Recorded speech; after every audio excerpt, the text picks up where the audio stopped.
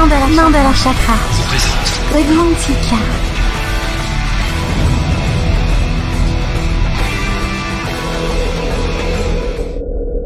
Le replay, ça s'est passé sur Witches Radio. Witches Radio.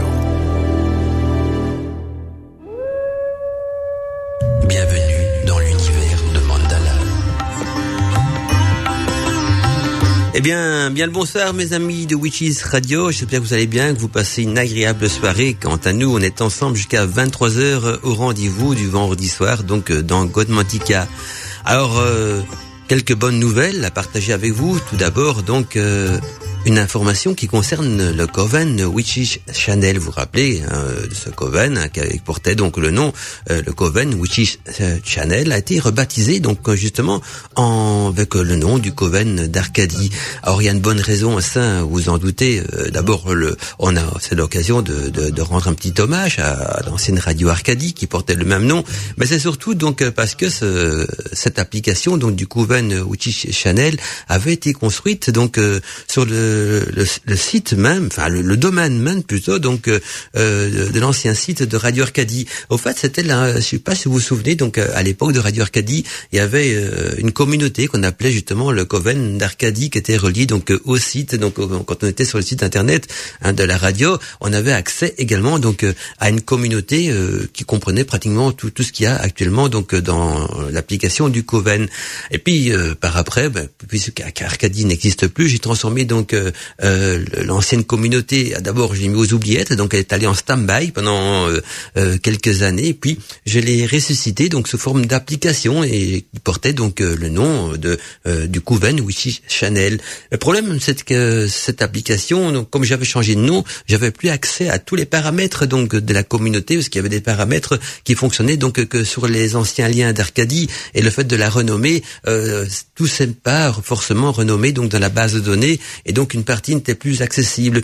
Ce qui fait que je me suis dit, puisque j'arrive pas à récupérer donc les anciennes données, la solution, et c'était vraiment une solution des meilleures, c'est de rebaptiser donc la communauté le Coven d'Arcadie au lieu du Coven Witches Channel. Et là, par miracle, j'ai récupéré donc la base de données complète de l'ancienne communauté donc de Radio Arcadie, avec en plus donc tous les membres de la communauté. Tous les membres donc de la communauté ont été récupérés. Donc je suis passé de pratiquement à plus de 1000 membres, mais le problème c'est que ces 1000 membres ne sont pas encore intégrés dans la nouvelle structure de l'application. Donc j'ai encore trouvé une solution pour cela. J'ai de nouveau accès en plus donc à la newsletter de Radio Arcadie via la communauté, vu que j'ai tout réactivé donc cette communauté par le site. Le site bien sûr lui il est supprimé définitivement, mais la communauté donc est remise à jour. Et donc voilà pourquoi l'application donc du Coven Witches Channel a changé de nom et a été rebaptisée donc le Coven d'Arcadie. Alors c'est l'occasion aussi de vous rappeler donc tout ce qu'on peut trouver dans la communauté du Coven d'Arcadie, parce que c'est quand même un réseau social spécifique donc pour les sorciers et les sorcières. Je pourrais même qualifier ça de réseau social initiatique Wicca, donc et en plus c'est un réseau social plein de bienveillance, où on peut parler de toutes les traditions sans de faire critiquer, parce que on est d'une croyance ou d'une autre croyance ou d'une tradition ou d'une autre tradition, comme on avait eu l'occasion d'ailleurs de pouvoir en discuter dans l'émission précédente, donc sur les chemins de la Wicca. Et justement, l'application du Coven d'Arcadie, non seulement est un puissant réseau social francophone et même secret, parce que il est quand même pas accessible via tout le monde, destiné donc aux sorciers et aux sorcières wiccans, païens de toute tradition. Et donc je vous rappelle que l'application, on peut facilement la télécharger sur Google Play en tapant simplement donc les mots clés. Vous tapez donc Coven Arcadie sur Google Play et vous trouvez l'application. Ou alors vous pouvez aussi donc aller sur l'article de la page de présentation du site de Witches Channel, witchesradio.fr. Là, vous allez voir donc la présentation donc du Coven, et il y a donc une petite image qu'on peut scanner, donc un petit code barre qu'on peut scanner, et là également donc rien qu'en le scannant avec votre téléphone portable, l'application s'installera donc sur votre téléphone portable automatiquement. Alors pour scanner, c'est simple, vous avez l'habitude maintenant avec le pass sanitaire, c'est le même principe. Si vous savez scanner un pass sanitaire et l'utiliser, donc vous savez scanner aussi l'application donc du Coven d'Arcadie qui fonctionne sur le même principe. Alors c'est pas du tout un pass sanitaire, on est bien d'accord, mais c'est un pass sorcière. Voilà, on pourrait dire, voilà, quand vous scannez donc l'application du Coven d'Arcadie, vous avez votre pass sorcière dans votre téléphone. Hein, ça veut dire que vous êtes, je vais pas dire que vous êtes protégé contre les mauvaises sœurs, mais voilà, vous êtes dans la communauté. Non, alors trêve de plaisanterie. Donc le réseau social donc du Coven d'Arcadie a surtout pour but donc de vous mettre en relation avec d'autres personnes passionnées, donc également par l'univers de la magie, de la sorcellerie, de la Wicca et des mystères. Et c'est pour ça qu'on a créé une application plutôt que d'un site ou une communauté, parce que une application c'est votre téléphone portable, on est bien d'accord, et votre téléphone portable vous accompagne partout où vous allez. Donc si vous allez en vacances, vous changez de région, de pays, quoi que ce soit, vous tapez dans la communauté coucou, est-ce qu'il y a des sorcières qui habitent dans une telle région, et on vous répondra du coup oui, moi je suis d'une telle région, tiens on peut aller boire un verre ensemble, et ben oui pourquoi pas, et voilà on fait des rencontres et tout ça, et c'est ça qui est merveilleux. Donc tout est fait de manière conviviale, mais ce n'est pas tout, ce n'est pas donc qu'une application donc de rencontre entre sorciers, sorcières, wiccans de toute tradition. On peut aussi bien sûr y trouver un mentor. Si vous recherchez un mentor et des rubriques spéciales, on peut faire la demande, voir s'il n'y a pas un mentor qui pourrait vous prendre en charge. Mais je vais vous donner plutôt une description donc des différentes fonctions que propose donc le puissant réseau social du Coven Arcadie. Alors d'abord donc on est bien d'accord. C'est une application pour téléphone portable fonctionnant uniquement sur Android. L'application vous permettra donc de rester en contact avec vos amis, ceci partout où votre téléphone portable vous accompagnera. Alors pourquoi est-ce que j'ai pas créé une application pour l'iPhone? C'est simple. Au fait, l'application pour les iPhones, elle avait été créée également. Mais quand je vois le prix que chez Apple ils demandent donc pour héberger une application, ça revient environ à 150 € par année. Je trouve ça quand même aberrant pour une application qui est entièrement gratuite. Ça a été fait de manière bénévole, c'est gratuit. Si ça me coûte 150 € par an, ça revient bien du luxe, quoi. Et donc voilà, je me suis dit puisqu'ils sont si chers, tant pis, il y aura pas donc d'application pour iPhone, mais uniquement donc pour les téléphones fonctionnant sur Android. Mais vous en faites pas, hein, si vous avez un téléphone sur iPhone, vous n'êtes pas pénalisé, parce que j'ai créé également donc une version de l'application pour PC. Donc c'est une version de l'application qui s'installe sur votre ordinateur, hein, à condition que l'ordinateur fonctionne sur Windows. Ah bah oui, parce que si vous êtes nouveau, si vous avez un ordinateur qui fonctionne nouveau, donc sur un système d'Apple, non, ça n'ira pas. Mais si ça passe sur Windows, vous pouvez l'installer sur votre bureau, vous cliquez dessus et vous rentrez également dans la communauté. Alors, si vous voulez savoir où télécharger cette application, eh bien, vous allez sur mon site, donc wiccaradio.net, voilà, oui, wiccaradio.net. Vous allez dans la rubrique Coven, et là, donc, au bas de la page de présentation, c'est expliqué donc comment télécharger et installer donc l'application spéciale pour ordinateur, donc du Coven Witchy Channel, qui a été rebaptisé donc le Coven d'Arcadie. Et puis, deuxième chose intéressante sur ce Coven, j'en profite pour en parler parce que j'aimerais bien quand même en faire le réseau social numéro 1 des sorciers, des sorcières, et donc ce qui est intéressant également dans cette application, c'est qu'après votre inscription, donc sur l'application, vous allez automatiquement, grâce à votre profil d'inscription, créer un profil très complet qui va s'intégrer de lui-même automatiquement donc dans un annuaire Wicca du Coven d'Arcadie, et donc déjà votre profil sera référencé donc dans l'annuaire Wicca de l'application. Et puis il y a également donc grâce à cette application, je vous rappelle, la possibilité de se faire des nouveaux amis, de les contacter en MP, ou même de trouver un mentor qui pourrait vous guider ou vous aider en tout cas dans votre initiation. Il y a, comme sur le site de witchesradio.fr, un chat de discussion, mais de discussion éphémère, parce que les messages donc ne restent que 24 heures, donc un chat de discussion éphémère dans lequel on peut bien sûr régulièrement y organiser des débats à thème, ou discuter de tout et de rien, comme sur le chat donc de witchesradio.fr. Et d'ailleurs je salue au passage tous ceux qui sont sur le chat de Witches Radio. Alors il y a aussi dans l'application un forum de discussion avec des thèmes dans le forum, bien sûr, toujours en relation de la magie et la sorcellerie. Donc il y a même un forum pour ceux qui sont habitués à fréquenter les forums. Vous ne serez pas dépaysés, parce que donc sur l'application il y a également donc un forum de discussion avec des thèmes et tout ça en relation avec la magie et la sorcellerie. Il y a en plus donc des groupes de discussion, un thème également, pour pouvoir donc échanger et vous faire des nouveaux amis qui partagent en quelque sorte les mêmes centres d'intérêt que vous. Je vous rappelle aussi que dans l'application il y a régulièrement des annonces sur l'organisation de rencontres sorcières dans votre région, parce que vous ne le savez peut-être pas, mais souvent dans votre région, il y a des réunions, des rencontres entre sorciers et sorcières, ou parfois des cafés païens aussi. Eh bien, tout ça pourra également être mis dans l'application, et vous serez donc informé des rencontres sorcières qui pourraient avoir donc dans votre région. Alors, Ce qui est intéressant aussi, c'est qu'en plus, donc, il y a une base de données comprenant donc toutes les informations pédagogiques ainsi que les documents initiatiques donc du site de l'école des sorcières. On y retrouve donc des anciennes émissions en podcast et également donc plein d'informations sur l'initiation au niveau de la magie et de la sorcellerie. Et alors, la cerise sur le gâteau, bien sûr, dans l'application, il y a en plus donc une bibliothèque de sorcières dans laquelle on peut y trouver quelques livres rares en version PDF, donc des livres anciens et rares en version PDF, mais qui sont malheureusement téléchargeables que via la version PC donc de l'application. Donc pour les télécharger en PDF, il faut absolument que vous installez donc en plus de l'application sur votre téléphone portable, vous devez également donc installer l'application sur votre ordinateur, parce que avec votre ordinateur vous allez pouvoir télécharger les versions PDF, mais pas avec les téléphones Android, parce que voilà, le système de téléchargement n'est pas compatible avec un Android. Et donc avec Android vous avez accès à l'ensemble bien sûr de la communauté et du réseau social, sauf à la partie donc téléchargement des livres qui peut être accessible donc que via l'application pour ordinateur. Voilà, donc je vous rappelle, pour télécharger l'application sur Google Play, pour votre téléphone portable ou même pour vos tablettes, il suffit donc d'aller sur Google Play, taper donc les mots-clés Coven Arcadie, vous tombez dessus, ou bien vous scannez donc le code QR présent donc sur l'image de présentation du Coven. Donc vous pouvez y aller sur le site de witchesradio.fr ou bien sur wikiradio.net dans la rubrique Coven, bien sûr. Ben voilà, j'ai dit un petit peu tout ce qui était important donc au niveau du Coven, et moi de mon côté je vais donc surtout essayer donc de rapatrier tous les anciens membres donc de l'ancienne communauté donc du Coven de Radio Arcadie, qui a été rebaptisé donc le Coven Arcadie tout court sans le mot radio.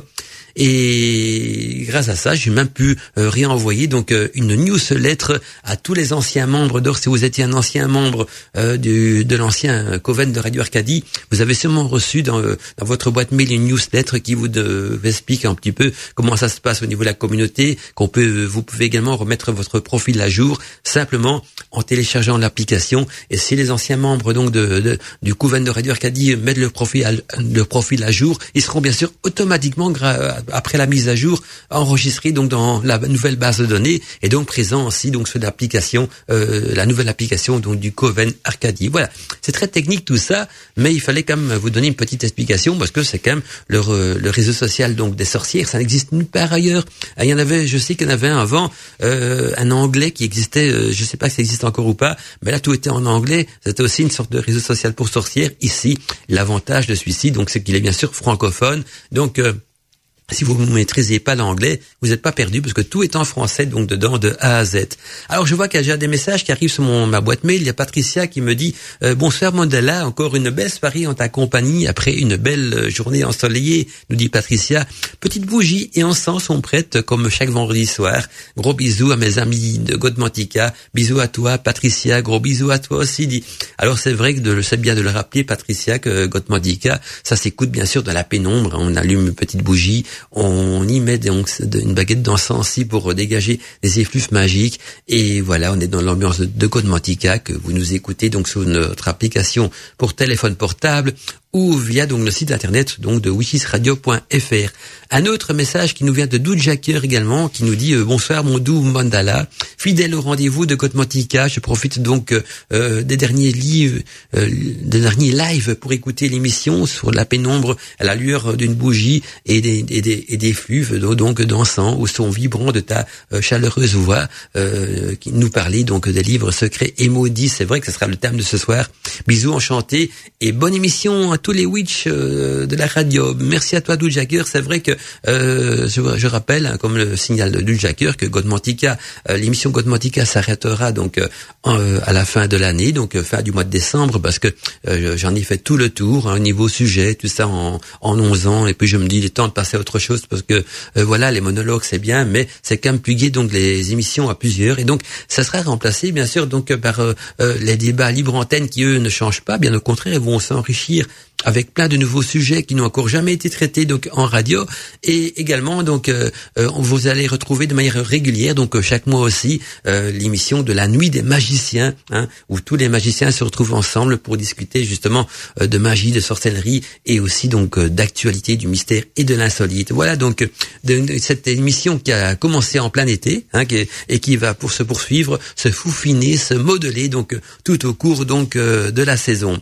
Alors, quant à nous, donc on va commencer donc le thème de ce soir qui sont simplement donc les livres secrets et maudits. Qu'est-ce qu'on entend donc par les livres secrets et maudits? Je pourrais même dire par les livres interdits. Il faut savoir que toutes les grandes traditions sacrées de l'histoire humaine donc assurent qu'il existe des connaissances auxquelles le profane ne saurait accéder, ceci sans aucun danger.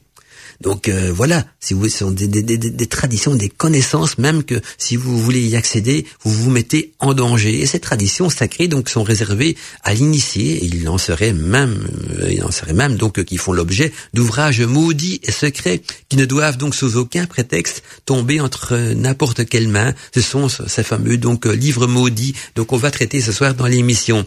Alors les livres interdits existent bien sûr, et ils paraissent véritablement véhiculer donc un savoir tout à fait différent de celui qu'on enseigne bien sûr dans les écoles.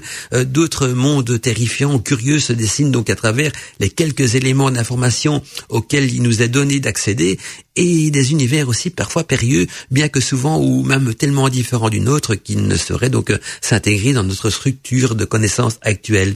Il serait difficile en quelque sorte donc d'évoquer dans cette émission tous les livres interdits de l'histoire de l'humanité, parce qu'il y en a quand même quelques-uns, mais certains sont d'ailleurs perdus ou peut-être purement hypothétiques, et d'autres sont absolument inaccessibles, et le simple fait d'en parler ou peut-être même aussi de les citer risque de nous attirer les pires calamités.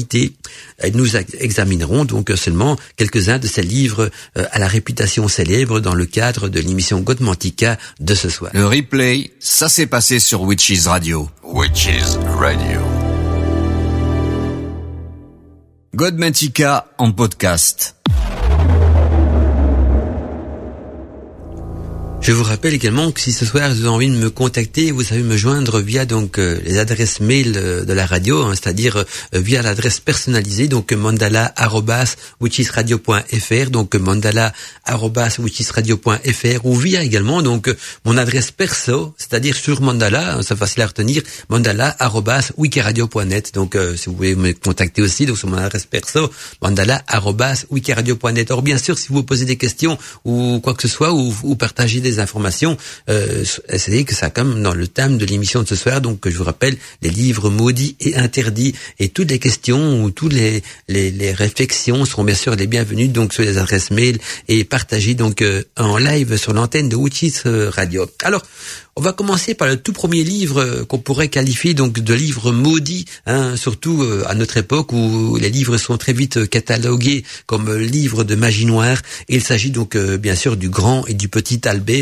qui est quand même un ouvrage très connu. Tout le monde en a déjà entendu parler. Certains l'ont peut-être chez eux sans connaître la réelle valeur de ce bouquin. D'autres n'osent pas l'acheter en pensant wow, c'est un livre de magie noire, de magie grise, peu importe. En tout cas, donc voici le premier livre, Le Grand, le Petit Albert, et tout le monde a entendu parler donc de ce livre, et bon nombre de personnes se précipitent bien sûr pour l'acheter sans réellement connaître donc son contenu ni son histoire. Et en effet, ce livre remonte donc au XVIIe siècle et recèle des rituels de magie qu'il est toujours bon donc à avoir dans sa bibliothèque de livres initiatiques, surtout lorsqu'on s'intéresse donc aux sciences occultes, mais nombreux aussi donc sont ceux qui, étonnés et peut-être même déçus, jettent ensuite ce livre aux oubliettes, parce que ce livre, en pensant que Le Grand et le Petit Albert n'est qu'une simple compilation de rituels de magie noire, les plus grotesques les uns des autres.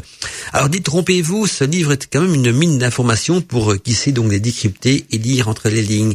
Et puis peut-être commencer par parler un petit peu de qui est exactement donc l'auteur du livre du Grand et du Petit Albert. Eh bien c'est facile, l'auteur n'est rien d'autre qu'Albert le Grand et son histoire. Donc Albert le Grand, certains vont dire ouais non c'est pas possible parce qu'il y a des détracteurs aussi qui diront que ça c'est pas possible sur Albert le Grand, et d'autres qui vont dire ben oui c'est bien Albert le Grand. En tout cas c'est par le nom d'Albert le Grand que ce livre a été signé, et j'ai envie de partager donc avec vous ce soir un petit peu de son histoire. Et donc Albert de Basta, qui est né en 1193 à Lejeune, donc sur les bords du Danube, et c'est entre 1230 et 1234 qu'il fait donc des études de théologie dans lesquelles il brille bien sûr par son goût pour les sciences expérimentales occidentale. Et en 1242, donc, il arrive à Paris. Et à cette époque, donc, Paris est un pôle universitaire, donc, de l'Occident médiéval, dans lequel on y partage, donc, beaucoup de sciences anciennes, telles que l'alchimie, la sorcellerie, la magie, et l'astrologie aussi, bien sûr, et beaucoup d'autres sciences également. Et là, dans cet institut universitaire, Albert le Grand y enseigna, donc, du 11 novembre 1245 au 29 juin 1248, et puis il fut par après donc élevé au rang de maître. Albert le Grand retourne alors à Cologne, où il fonde donc le Studium Général Institut d'études supérieures, et c'est alors bien sûr qu'il forma son plus illustre élève connu sous le nom de Saint François d'Aquin. Alors qu'il a quand même plus de 60 ans, Albert est nommé donc à la tête de la province de Teutonie, et il parcourra donc à pied et sans argent bien sûr la province, et c'est lors de ces périples justement qu'il rédigea certaines notes déjà du grand et du petit Albert, ceci sur les observations botaniques, géographiques, vétérinaires, même médicinales et magiques qu'il a pu rencontrer donc lors de son périple.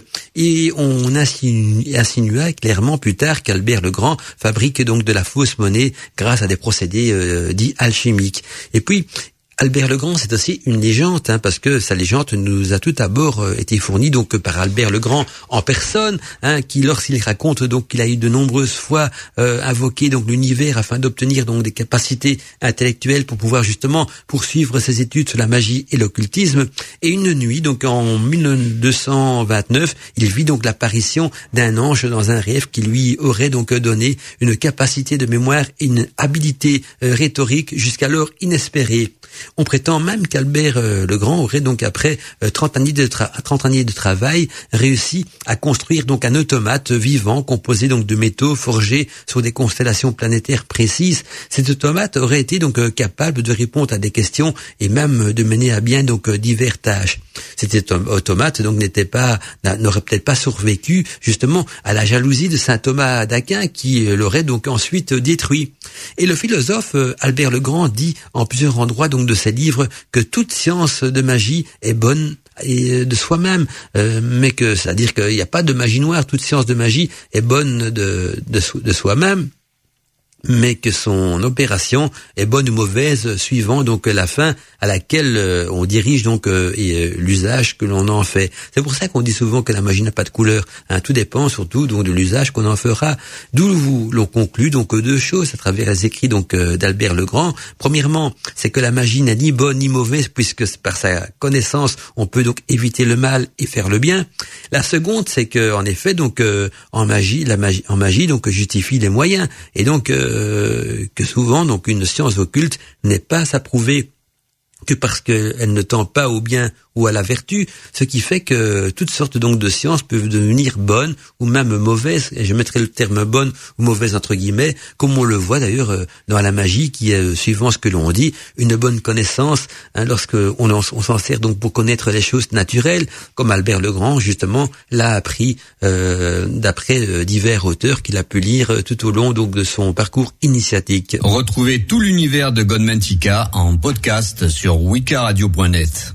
Mandala Chakra, a voice in the night. Encore un message qui vient d'arriver donc sur ma boîte mail, c'est un message de Avi, il y a longtemps que j'ai plus de message justement d'Avi qui nous dit « Coucou la voix dans la nuit, bonsoir cher Mandala et à toutes les wishes ».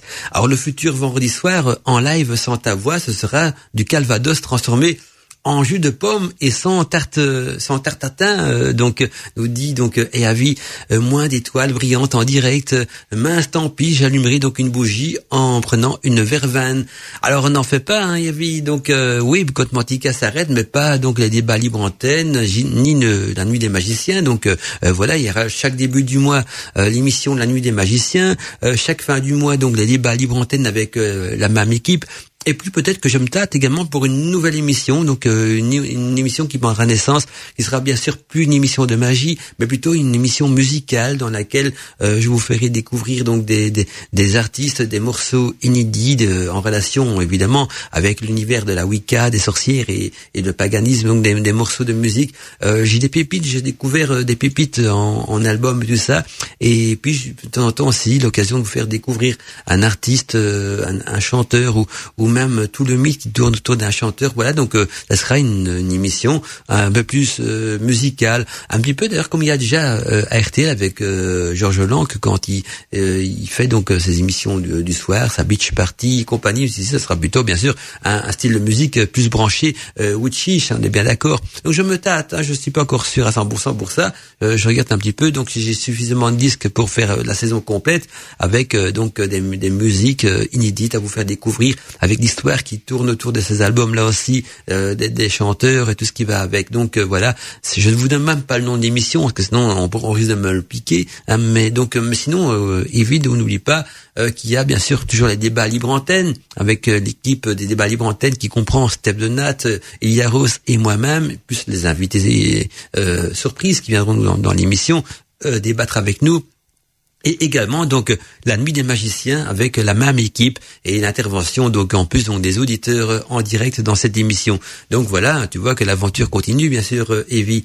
Alors quant à moi, je poursuis le sujet de ce soir en vous présentant un deuxième livre considéré comme maudit et interdit, c'est le fameux livre de Thoth. Alors c'est quoi le livre de Thoth ? Eh bien, un des livres les plus mystérieux peut-être, c'est ce fameux livre de Thoth qui date donc de l'Égypte ancienne. Et la légende veut justement que Thoth, qui est une sorte de dieu égyptien de la sagesse et de la connaissance, possédait donc un grand savoir qui lui conférant donc une emprise sur le monde entier. Et Thoth a offert donc aux hommes la littérature et était donc le chroniqueur des dieux. Il était représenté sous la forme d'un humain avec une tête d'ibis, et son culte dans la ville d'Hermopolis, lié justement au monde souterrain, est entouré donc d'un halo de mystère. Donc là on rentre bien sûr de nouveau dans les cultes sacrés et initiatiques.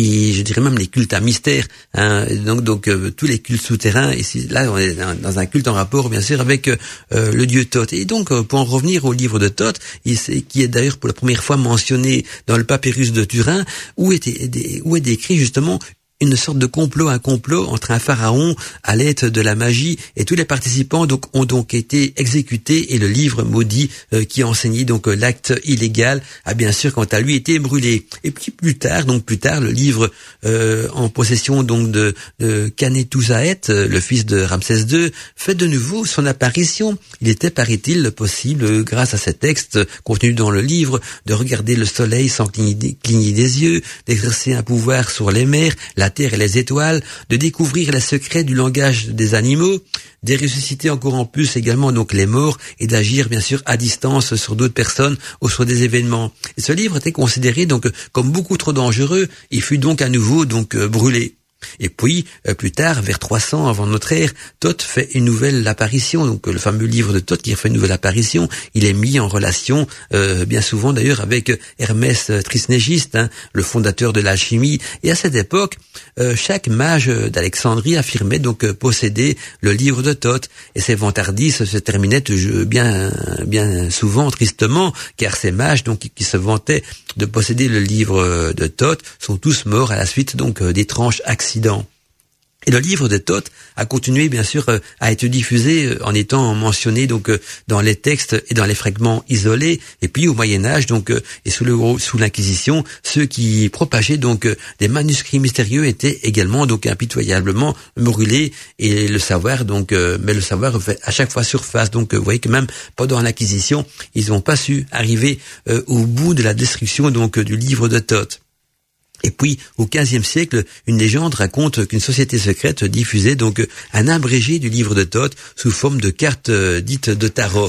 Alors, c'est d'ailleurs ce qu'écrit dans ses travaux donc le chercheur français Antoine Cour de Gébelin. Il affirme en effet donc avoir trouvé ses connaissances dans un livre de l'Égypte ancienne qui a survécu donc à l'incendie de la bibliothèque d'Alexandrie. Et dans son histoire de la magie, eh bien Paul Christian, donc Jean-Baptiste Pitois, bibliothécaire du ministère de l'institution publique sous Napoléon III, indique également donc que les plus grands secrets des sciences de la civilisation égyptienne et les principaux points donc du livre de Thoth se retrouvent donc dans les cartes de tarot. Et au 19e et au 20e siècle, sont pleins d'histoires de mages et d'alchimistes ayant eu entre les mains donc le fameux célèbre livre de Thoth, mais personne ne l'a montré au monde. La crainte justement de mourir était trop forte, car tous ceux qui avaient donc reçu cette connaissance mystérieuse sont bien sûr tous décédés de mort étrange. Et aujourd'hui donc la bibliothèque d'Alexandrina donc conserve encore quelques feuilles disparates. Donc si vous allez dans la bibliothèque d'Alexandrina, il y a encore quelques feuilles disparates du papyrus de livre de Thoth. Alors, est-ce que c'est vraiment ce livre-là ou pas? Il n'y a pas de réponse à la question, parce que actuellement, donc, ce livre a complètement disparu, à part peut-être quelques fragments qui circulent par-ci, par-là, mais rien ne prouve exactement qu'il s'agit bien des fragments provenant donc de ce livre interdit, donc nommé le livre de Thoth. Le replay, ça s'est passé sur Witches Radio. Witches Radio. Magie naturelle, sorcellerie, ésotérisme, paranormal et mystère. Bienvenue dans l'univers de Godmantica.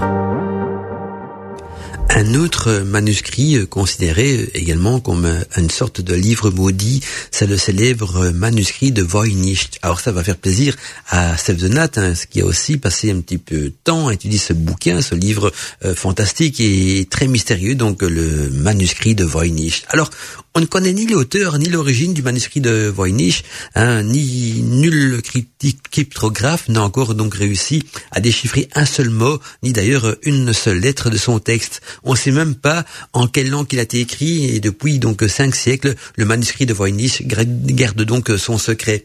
Le manuscrit de Voynich mesure 9 pouces par 6 et comprend donc 204 pages de texte. Presque chaque page contient donc une illustration, parfois en couleur, et on y retrouve aussi donc des plantes fantastiques, des diagrammes astrologiques, des panoramas bizarres avec des femmes nues, mais même donc si les dessins sont étranges, eh bien c'est le texte de petites lettres écrites avec soin qui étonne vraiment donc les chercheurs. Et en effet, le texte du manuscrit est écrit donc dans un alphabet mystérieux qui n'existe nulle part au monde. Et après des siècles d'études, ni les meilleurs médiévistes, ni les plus patients donc cryptographes n'ont encore réussi à établir donc ce qui est écrit dans ce manuscrit, et ni qui l'a écrit, parce qu'on sait ni qui est l'auteur de ce manuscrit, ni où, ni quand, ni pourquoi, et d'où vient donc ce livre étrange. On y fait d'ailleurs référence pour la première fois du manuscrit de Voynich, donc dans une lettre écrite à Prague le 19 août 1966 par Johann Marcius Marci, un docteur scientifique orientaliste et recteur de l'université de Prague, la plus ancienne université de l'Europe centrale.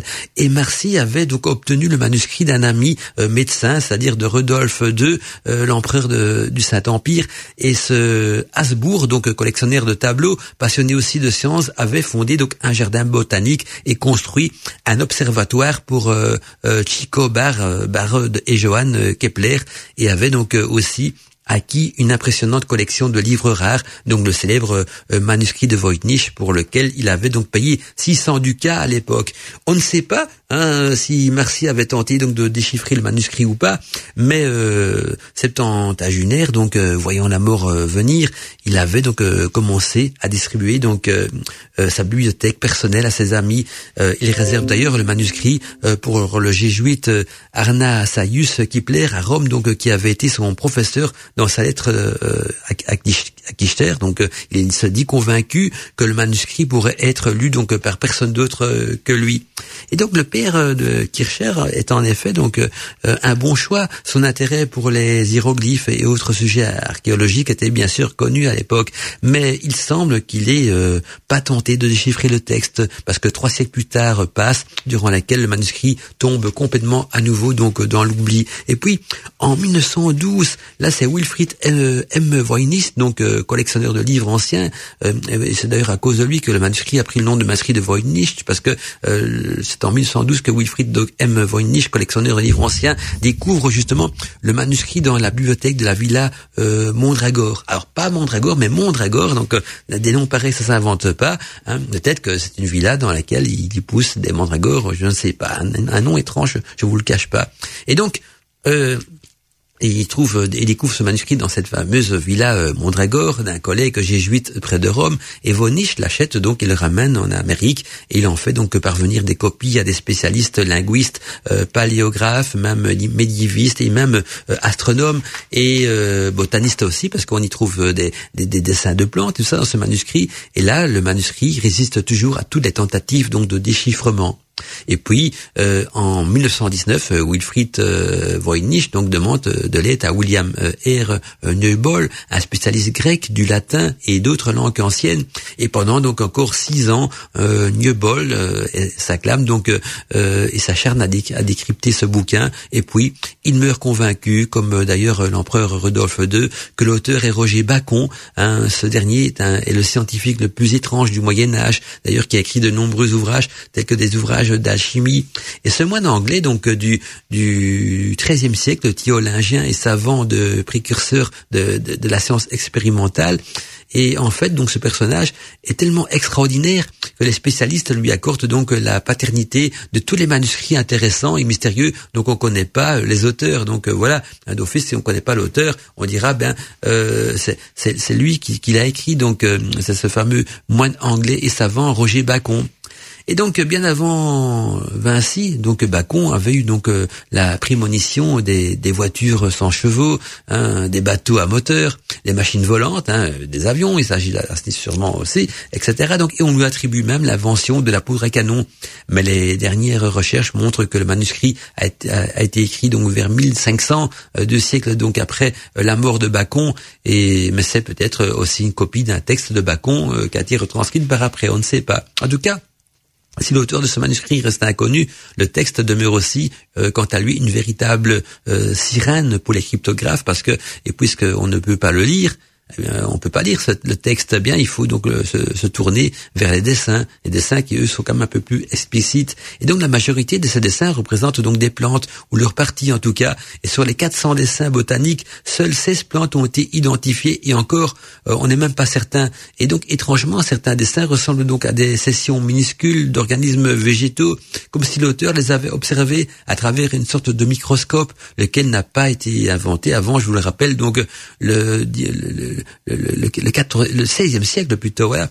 Et donc il n'y a aucune explication pour les nombreuses femmes également qu'il y a dans ces livres, hein, des femmes nues. Par contre, il n'y a aucun mâle nu, hein, qui apparaît donc dans les cercles magiques et concentriques. Et puis, depuis l'arrivée d'Internet, il y a un regain d'intérêt, hein, pour le manuscrit de Voynich, parce que plusieurs chercheurs de différentes disciplines peuvent désormais donc unir leurs efforts pour déchiffrer le manuscrit et essayer d'en découvrir la langue, l'auteur, l'origine et le sens. Donc voilà, peut-être que vous aussi, hein, vous allez un jour vous lancer dans la quête de déchiffrage du manuscrit de Voynich. Il me semble que mon ordinateur il sonne la timbale là. Alors pour trouver ce livre de Voynich, donc ce manuscrit, il suffit d'aller sur Internet, vous tapez donc manuscrit de Voynich et vous allez voir qu'on peut le trouver sous forme d'image, sous forme PDF, enfin on le trouve un petit peu à toutes les sauces, à toutes les coutures.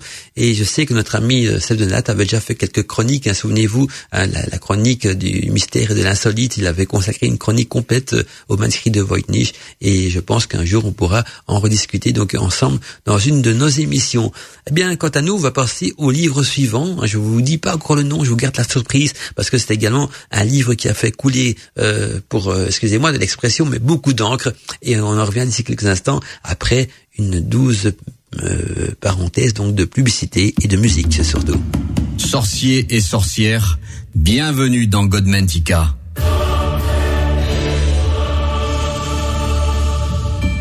Si vous désirez diffuser Godmantica sur votre radio, vous pouvez télécharger les podcasts de l'émission sur wikaradio.net.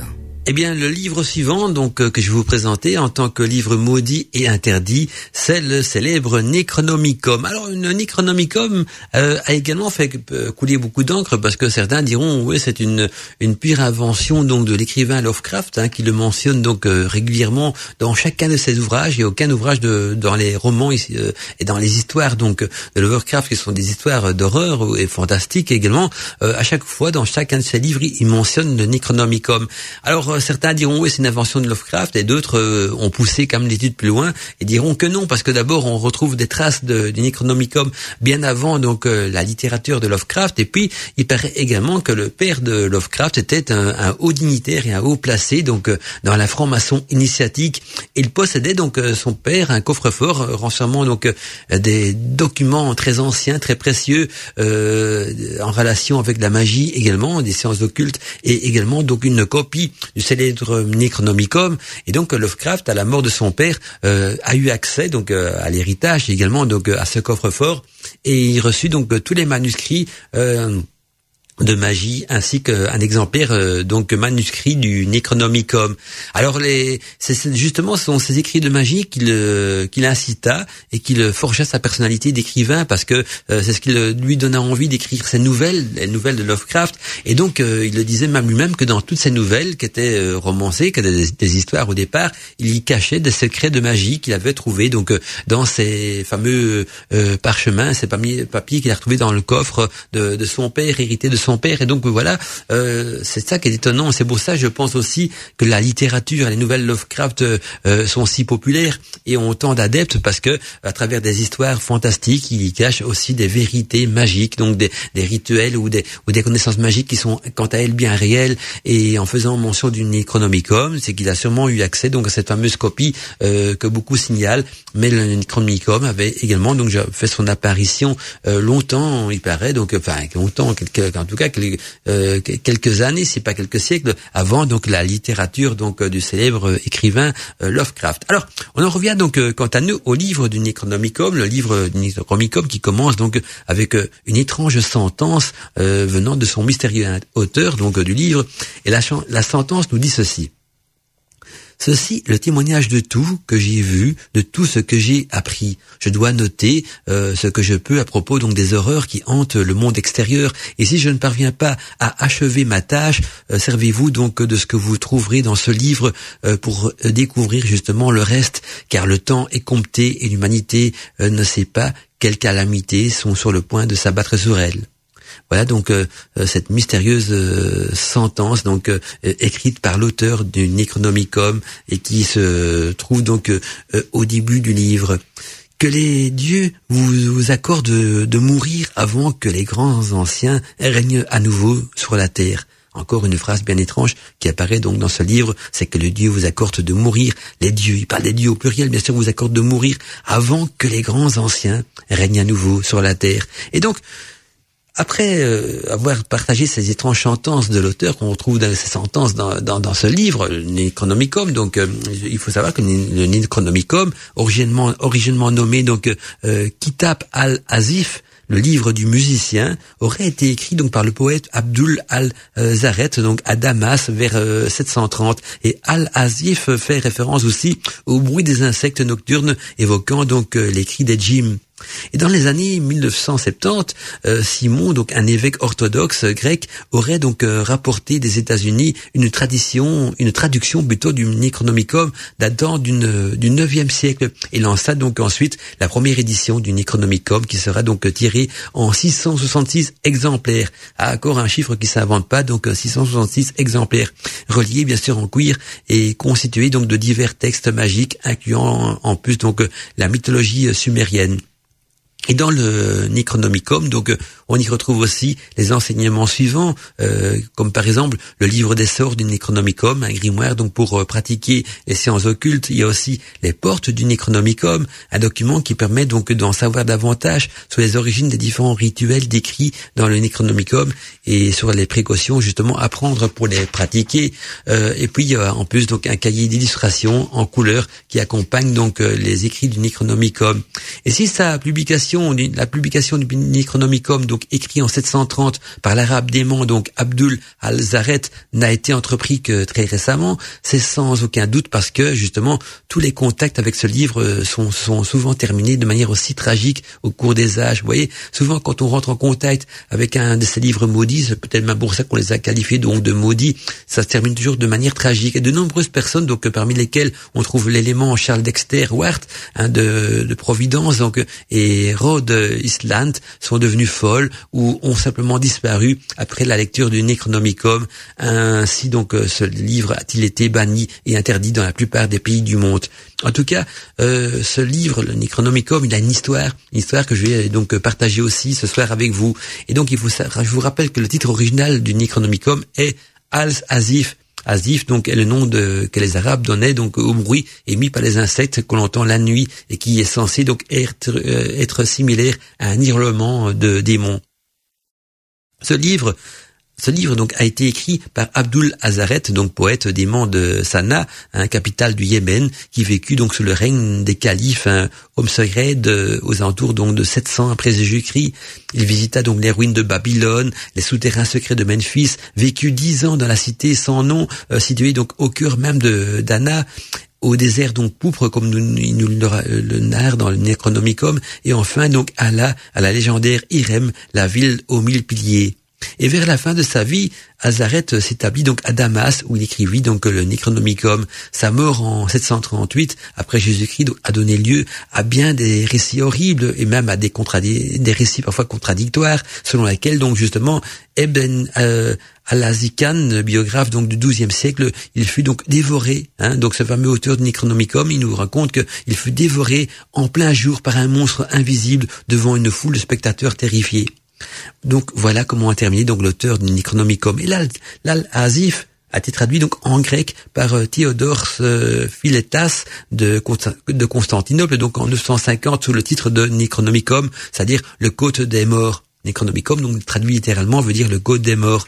La version grecque sera ensuite interdite, donc ébranlée sous l'ordre du patriarche Michel en 1050, donc, et puis en 1228, là il y a Olos Vornius qui en donna une traduction latine à partir donc du texte grec et qui fut donc imprimé à 2 reprises, la première fois donc au XVe siècle et en caractère donc gothique et en Allemagne, donc et puis une seconde fois au XVIIe siècle en Espagne.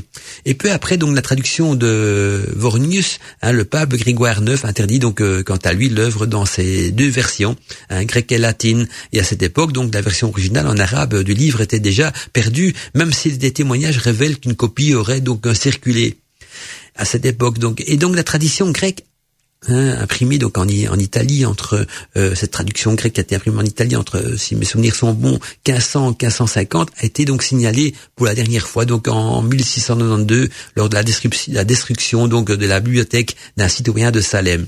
Et une version anglaise due au docteur John Dee, le célèbre John Dee. Donc on retrouve une émission en podcast d'ailleurs sur Witches TV qui a vécu donc au début du XVIIe siècle, n'est resté que à l'état de manuscrit, donc il ne subsiste que des fragments. Donc même John Dee possédait donc une version du Necronomicon, mais à l'état manuscrit, donc il n'en reste malheureusement que des fragments. Alors le British Museum possède également donc un exemplaire de l'édition allemande du XVe siècle et la Bibliothèque nationale de Paris, la Windener librairie d'Harvard, donc les bibliothèques de la Miskatonic également Université d'Arkane et l'Université donc de Buenos Aires possèdent quant à eux donc chacune l'édition espagnole du XVIIe siècle. Et sans doute il doit en circuler clandestinement bien d'autres versions, notamment donc les rumeurs prétendent donc qu'il existerait encore la version grecque imprimée donc au XVIe siècle. Et c'est cette fameuse version grecque imprimée au XVIe siècle que Lovecraft prétend donc avoir retrouvé dans le coffre-fort de son défunt père. Et donc l'ouvrage, rigoureusement interdit par la plupart des gouvernements de la planète, ainsi que par toutes les organisations religieuses du monde, est peu connu du grand public, et il n'est pas bon donc de dévoiler les terribles secrets que contient caché en lui donc ce triste et célèbre Necronomicon. Mandala Chakra, une voix à la radio. Le replay, ça s'est passé sur Witches Radio. Witches Radio.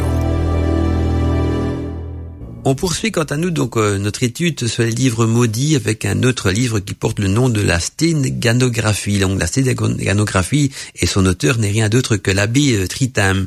Alors quel fut donc au XVe siècle le secret du mystérieux abbé Tritam? Jean de Edemberg prit donc ce nom lorsqu'il fonda avec deux amis en 1480 donc une société secrète pour l'étude justement de la magie, des nombres et des mathématiques.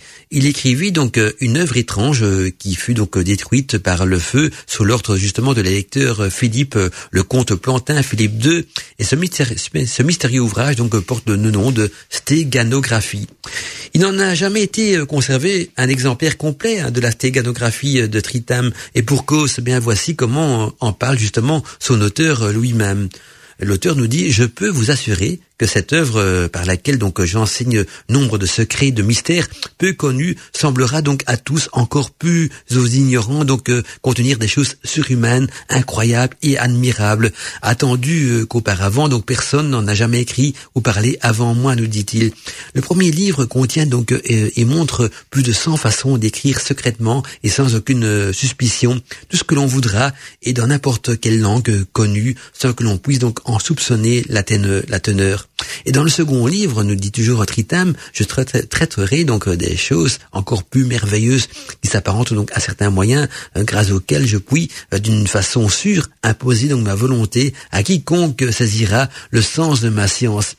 Ainsi, aussi loin soit-il, même à plus de 100 lieues de moi, nous dit l'auteur, et cela sans qu'on puisse me soupçonner d'employer donc signe, figure ou caractère quelconque en relation avec la magie.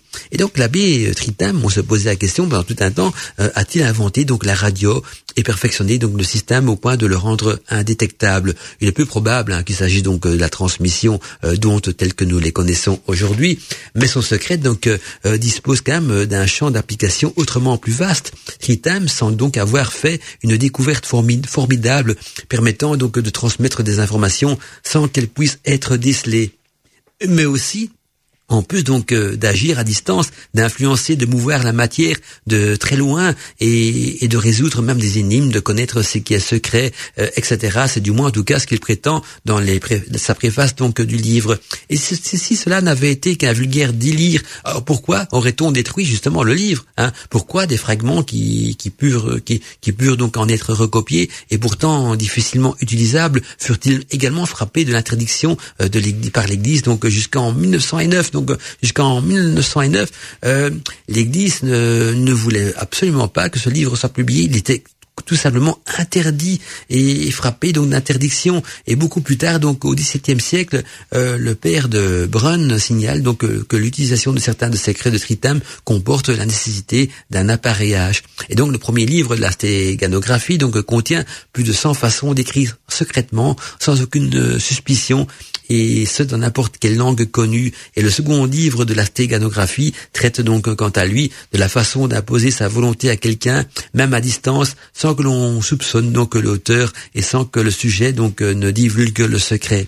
Et encore un autre livre traite aussi des secrets de la pierre philosophale. Et d'ailleurs, à propos de son livre, l'alchimiste anglais George Ripley avait dit « Je supplie que ceux qui savent de ne pas publier ce livre, tellement que ce livre est dangereux s'il devrait tomber donc entre les mains d'un profane. » Et donc, ces livres sont partis en fumée, ceci sur l'ordre du pouvoir ecclésiastique de l'époque.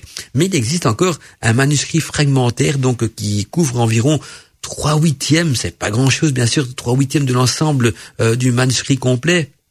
Et c'est en 1610 que le manuscrit réapparaît donc à Francfort, donc et on y trouve là une théorie générale donc des chiffres de transposition tels que on les emploie donc en cours de nos jours bien sûr dans la diplomatie et aussi dans l'espionnage. Mais une autre œuvre de l'abbé Tritam apparaît donc en 1538 et porte quant à elle donc le nom de polygraphie. Alors cette seconde œuvre de Tritam traite aussi des écritures secrètes et de la cryptographie, mais ce second livre est beaucoup plus light, beaucoup plus soft et n'a absolument rien d'occulte et quant à lui donc il est bien sûr largement copié.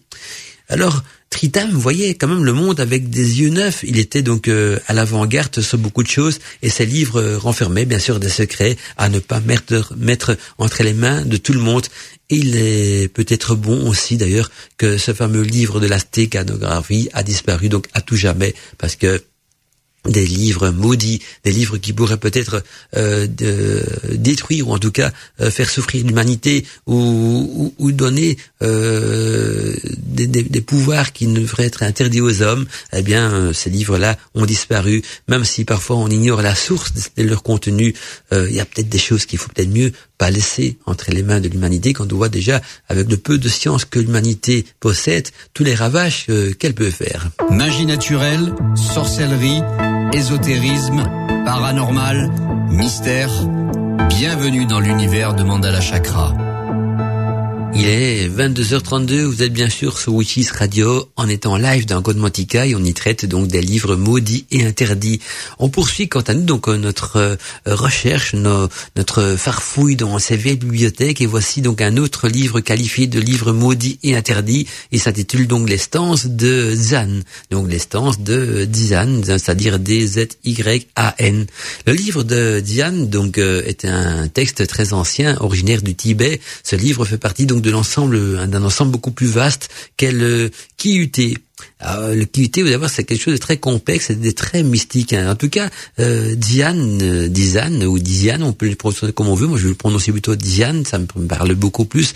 Dérive donc du mot sanskrit Dhyan, signifiant donc méditation mystique. Et le livre de Dzyan donc est le premier volume des commentaires donc de 7 volumes sacrés donc de Kyuté. Et dans la bibliothèque de chaque monastère tibétain, donc on peut trouver 35 volumes de Kyuté écrits donc dans des buts ésotériques à l'usage des laïcs, mais aussi donc 14 volumes de commentaires sur les ouvrages qui sont l'œuvre donc de traducteurs initiés. Et le livre de Dzyan donc est une chronique de l'Inde ancienne. Elle relate entre autres choses donc la création du monde et des hommes, la création aussi telle qu'elle est rencontrée donc dans le livre de Dzyan fait que l'Église catholique a jeté donc un tabou sur cet écrit dès que les premières substances donc ont commencé à être connues en Occident et ceci à la fin du 19e siècle parce que si le livre a réussi donc à s'attirer des foudres de l'Église catholique, c'est simplement parce que la genèse de l'humanité telle qu'elle est racontée donc n'a rien à voir avec la jeunesse racontée donc par l'Ancien Testament, ou du moins celle véhiculée depuis, et je passe sous les détails donc, mais je vous livre en tout cas tout de même un ou deux détails de cette création avec les mots les plus contemporains donc que l'on peut retrouver donc dans ces manuscrits. Et donc ça nous dit que la création de l'homme serait donc le fruit d'expériences faites par des dieux qui ont dû s'y prendre à plusieurs fois pour arriver donc à un résultat satisfaisant. Et nous voilà donc déjà très loin d'un Dieu de l'Ancien Testament qui crée l'homme à son image et qui crée la perfection donc du premier coup puisqu'il est Dieu justement. Et donc ce que les dieux du livre de Dzyan donc définissent comme un résultat acceptable est un produit donc qui leur permettent donc de s'accoupler avec leur création et d'avoir donc des descendants. Alors certains diront, ouais, mais quand il parle des dieux, il parle peut-être des extraterrestres, c'est fort probable, et je parie que c'est un thème qui ferait d'ailleurs plaisir à notre ami Claude Assam.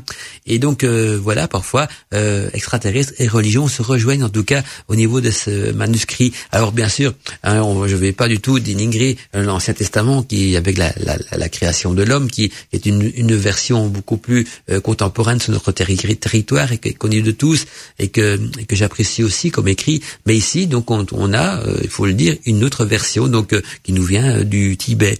Et alors, ça nous dit que ce que les dieux donc du livre de Dzyan définissent donc comme un résultat acceptable est un produit donc qui permettait de s'accoupler avec leur création et d'avoir des descendants, donc de recréer une race, une espèce donc d'être vivant, d'être humain, donc qui est l'homme tel qu'on le connaît. Et on retrouve donc d'ailleurs d'étranges témoignages assez similaires de l'Ancien Testament, lorsque les hommes nous disent dans l'Ancien Testament, j'ai tiré cette phrase-ci de l'Ancien Testament qui relate le même genre de fait, qui nous dit lorsque les hommes eurent commencé donc à se multiplier sous la face de la terre et que les filles leur fut née, eh bien les fils des dieux virent que les filles des hommes étaient belles et ils en prirent donc pour femmes parmi toutes celles qui choisissent. Et pourtant, quel que soit donc le texte auquel on se réfère, l'histoire est exactement la même.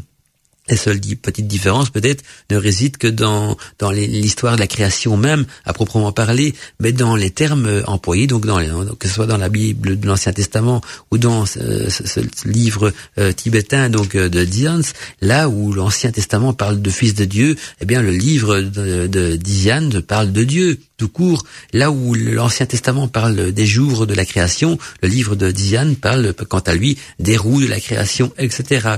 Et donc l'Ancien Testament, du moins les 5 premiers livres de la Bible, ont été écrits par Moïse, et les autres livres de l'Ancien Testament ont été écrits donc sur une période qui s'est étalée donc sur 1 millier d'années. Et Moïse étant né donc vers 1300, eh bien l'Ancien Testament a été écrit donc entre 1300 et 300 avant Jésus-Christ. Et le livre de Dian, quant à lui donc aurait été écrit vers 8000 avant Jésus-Christ, et il est donc pas étonnant qu'il soit donc plus détaillé et plus précis que l'Ancien Testament. Et le livre de Dian donc ne comporte pas une écriture au sens où nous l'entendons actuellement. C'est l'écriture, car l'écriture n'a vu le jour qu'à l'époque donc des Sumériens, donc des Sumériens, vers 4000 avant Jésus-Christ, et encore à l'époque sumérienne, l'écriture était essentiellement donc constituée de pictogrammes et pas de lettres telles qu'on les connaît actuellement. Et bien que l'Ancien Testament donc fasse donc partie intégrante des textes fondateurs de l'Église catholique, eh bien celui-ci s'appuie tout de même donc beaucoup plus sur des textes donc écrits par les apôtres donc qui véhiculent une idée de Dieu un peu différente, donc mais plus que tout, elle s'appuie quand même sur des dogmes qu'elle a fixés donc tout au long de son histoire. Ainsi donc certaines stances du livre de Dian commencent donc à être rendues publiques, en tout cas du côté en Occident, à la fin donc du 19e siècle, et elle décrète donc que le livre de Dian a été écrit par le diable en personne. Oubliant par là donc que le diable n'a aucune existence historique, dans aucun texte fondateur d'ailleurs, y compris même dans la Bible, ni même dans le Nouveau Testament, puisque le diable a été inventé au Moyen-Âge et fait donc l'objet d'un dogme afin donc qu'il puisse faire partie de l'enseignement catholique. Mais souvent, ce qui au Moyen-Âge on qualifiait pour être le diable était tout simplement le dieu Pan, qui était célébré donc par les sorcières lors des sabbats. Et donc depuis lors, justement, le livre de Dian n'a jamais cessé donc d'être discriminé, donc tout comme ceux qui l'ont étudié et qui ont rendu public donc leurs recherches par rapport à ce livre. Et néanmoins, certains ufologues ont eu vent donc de ce livre, et c'est grâce à eux qu'on commence donc à le redécouvrir, ou plutôt à le découvrir en Occident. Et si le livre intéresse donc tant d'ufologues, c'est à cause justement de certaines stances qui ont été rendues publiques et qui parlent d'un groupe d'êtres qui sont venus donc sur Terre il y a des milliers d'années dans un vaisseau de métal, et qui a fait donc d'abord plusieurs fois le tour de la Terre avant d'y atterrir. Et ces êtres venant donc de l'espace vivaient entre eux, donc ils étaient repérés par les humains, mais parmi lesquels donc ils s'étaient bien sûr établis, donc ils étaient plus ou moins établis en osmose avec les humains. Par la suite, donc différences surgissent donc entre eux, différences peut-être de culte ou différences d'opinion, je ne sais pas. En tout cas, le manuscrit nous dit qu'il y a eu des différences qui ont surgi entre ces êtres-là, et ils se divisèrent donc en plusieurs clans d'hommes et de femmes, et quelques enfants s'établirent donc dans une autre ville où ils furent donc proprement consacrés comme souverains par la population effrayée. Donc voilà, ils se sont dispersés, ils ont formé des sortes de clans. Et cette séparation n'apporta pas vraiment la paix à ces peuples. Et finalement, donc leur colère atteignit un point tel que le souverain de la cité originale prit avec lui un petit nombre de guerriers qu'ils s'envolèrent donc dans les airs avec un grand vaisseau de métal brillant. Et lorsqu'ils furent donc à de nombreux lieux de la ville et de leur ennemi, ils lancèrent donc une grande lance brillante accompagnée d'un rayon lumineux. C'est marrant parce que cette grande lance brillante, la lance brillante accompagnée d'un rayon lumineux pourrait très bien faire penser à une sorte de missile. Et donc, cette lance brillante jaillit dans la cité de leur ennemi avec une grande boule de flamme qui s'éleva dans les cieux, au moins jusqu'aux étoiles. Et tous les habitants de la ville donc furent horriblement brûlés, nous dit le manuscrit, et même ceux qui n'étaient pas donc dans la ville, mais dans les environs, furent également brûlés. Et ceux qui regardèrent donc la lance et la boule de feu restèrent aveugles pour très longtemps. ceux qui rentrèrent donc dans la ville à pied deviennent malades et moururent également.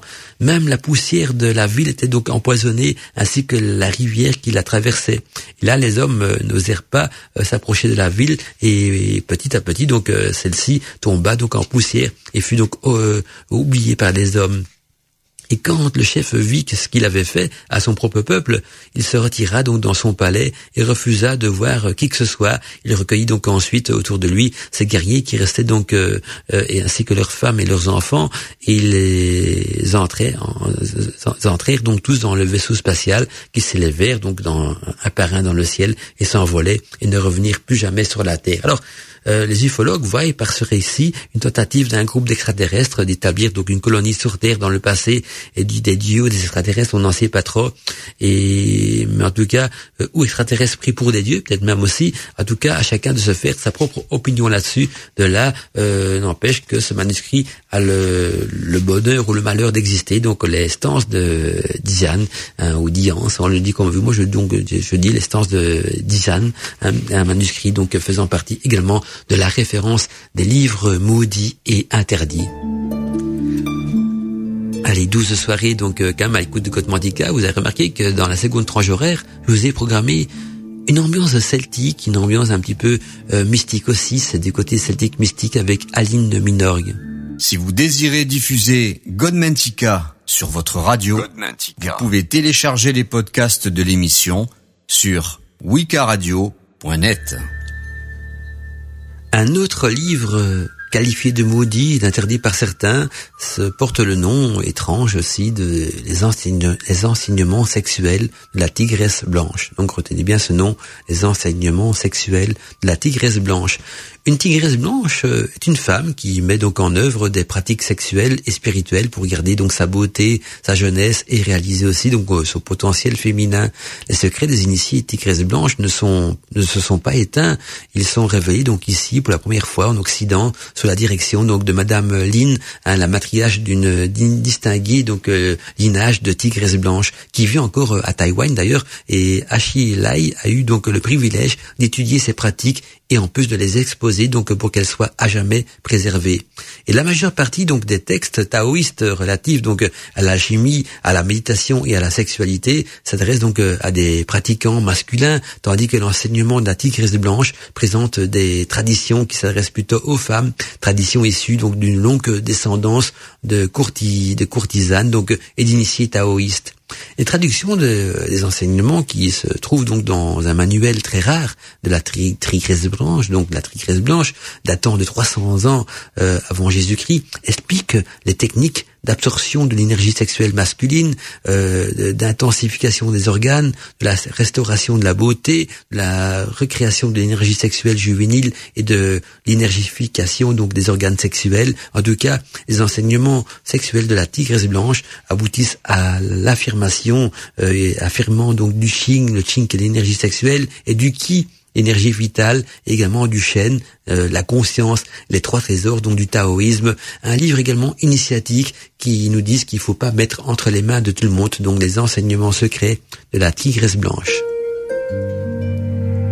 On poursuit donc cette rubrique des livres interdits, des livres maudits. Ici, je vais parler de 3 livres qui se complètent en quelque sorte. Donc le fameux livre du vieillard des pyramides. Alors, le vieillard des pyramides est un livre qu'on trouve encore à notre époque. Il est toujours édité et apparemment il a l'air anodin parce que le livre donc du vieillard des pyramides, ça nous dit ceci, que c'est un trésor donc du vieillard des pyramides, un véritable livre comprenant donc la science des talismans. Donc ça vous expliquera comment fabriquer des puissants talismans aux vertus magiques et même peut-être plus. Et aussi, ça vous expliquera dans ce livre comment conjurer les esprits de toute la nature, donc de leur commander, d'en obtenir tout ce que l'on veut et de déjouer donc au besoin certains de leurs maléfices. Donc vous imaginez donc le pouvoir magique que retient ce livre du vieillard des pyramides. Donc c'est la science des talismans pour conjurer les esprits de toute nature, pour les commander et en obtenir ce que l'on veut et en déjouer donc au besoin leurs maléfices. ce livre entre les mains d'une personne, c'est quand même quelque chose d'important, un pouvoir magique important. Et l'auteur avait utilisé une ruse pour justement pour que ce pouvoir ne tombe pas entre les mains de tout le monde. D'abord, ce livre, il est crypté. Vous en doutez bien que même si on a l'impression au premier abord que tout y est enseigné de manière correcte, ce livre, il est crypté et en plus, il a été fragmenté en 3 exemplaires. Alors, je vais vous donner donc les 3 noms des livres qui complètent donc le savoir du vieillard des pyramides. Donc, il y a le premier exemplaire. Un premier livre, c'est le vieillard des pyramides. Deuxième livre, c'est la chouette noire. Donc, le livre qui porte le nom de la chouette noire. Et le troisième livre, c'est la poule noire. Donc, vous voyez, il y a la poule noire, la chouette noire et le vieillard des pyramides.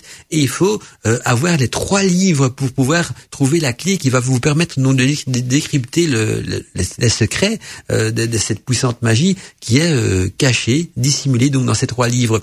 Alors, vous en doutez bien que même en ayant les 3 livres, vous allez voir qu'en les lisant, ça a l'air pratiquement similaire, à part peut-être quelques variantes d'un livre à l'autre, surtout au niveau donc de la description et de l'image même des talismans, parce que tout ce livre ne parle que de talismans. Tous les secrets que je vous dis se fait à base de talismans.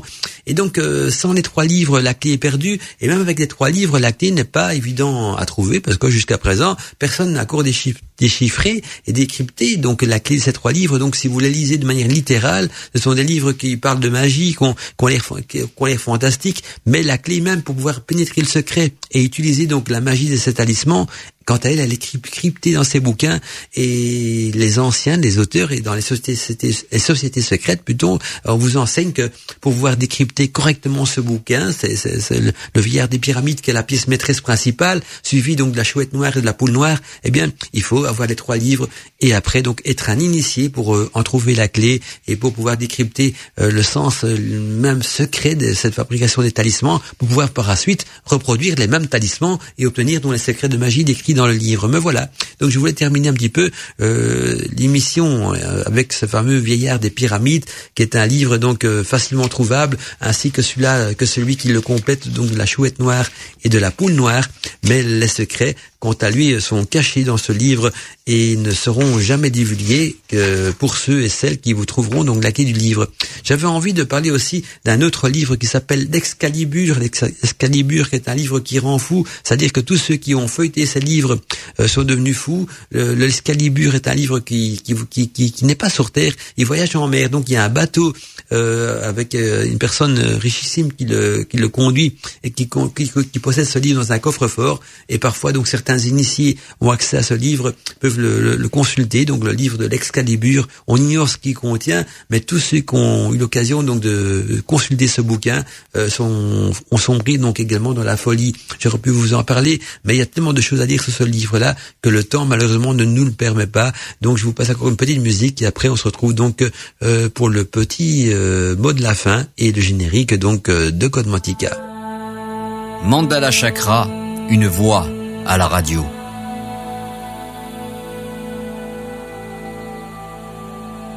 Bien voilà, donc l'émission approche petit à petit de la fin, et si vous voulez compléter l'émission de ce soir, donc si vous avez envie de vous lancer également, quant à vous donc dans l'étude des livres maudits, là je vous conseille donc un livre qui traite justement de livres maudits. C'est un livre de Jacques Berger qui a écrit donc un livre du même nom qui porte le nom donc de Les Livres Maudits, et on trouve ce livre en version poche dans la collection J'ai lu.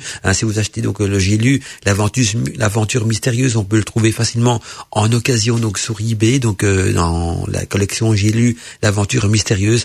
L'auteur est Jacques Berger, un auteur qui n'est plus de ce monde, qui est décédé aussi, mais qui a écrit donc de manière plus ou moins contemporaine, c'est-à-dire dans les années 60, le livre maudit. Et dans les livres maudits, il relate un petit peu déjà la plupart des livres que je vous ai cités ce soir, avec beaucoup plus de livres également, parce que son livre est beaucoup plus complet et ne pourrait pas malheureusement être traité entièrement donc dans une émission de 2 heures. Donc voilà pour ceux et celles qui ont envie de compléter donc le savoir caché et initiatique et interdit donc de ces livres maudits avec le livre de Jacques Berger. Que vous dire de plus? Quant à moi, on se retrouve donc vendredi prochain pour des nouvelles aventures dans Code Mantica. Et en attendant, donc, je vous souhaite à tous et à toutes un bon week-end. Profitez de ce week-end. On est déjà au mois d'octobre. C'est l'automne qui monte au bout de son nez. Le froid aussi. Le froid de l'hiver qui va commencer à se faire ressentir. Mais Aujourd'hui, on a quand même encore un petit peu la chance d'avoir du beau temps, donc profitez-en de ce mois d'octobre avant la froideur de l'hiver. Et puis, espérons aussi qu'on passera quand même petit à petit des bonnes fêtes de fin d'année, qu'on sera pas de nouveau couillonné avec une nouvelle vague de cette pandémie. On nous parle déjà de vague, de 5e vague et vice versa. Donc voilà, on espère qu'on verra quand même un jour le bout du tunnel de cette pandémie. Ou alors, c'est vrai que c'est un machin qui sort d'un laboratoire. Je pense que avec toutes les mutations qu'il risque d'avoir, on n'est pas prêt de voir le bout du tunnel. Allez, j'ai pas envie d'être l'oiseau de mauvais augure ce soir, mais n'oubliez pas qu'on avait déjà fait à l'époque 2 émissions débat libre antenne qui traitaient donc de cette fameuse pandémie aussi. À bientôt mes amis, c'était bien sûr Mandala Chakra dans une émission qui traitait donc des livres maudits. 3, 2, 1, fire! Mandala Chakra, a voice in the night. Mandala Chakra. Godmantica.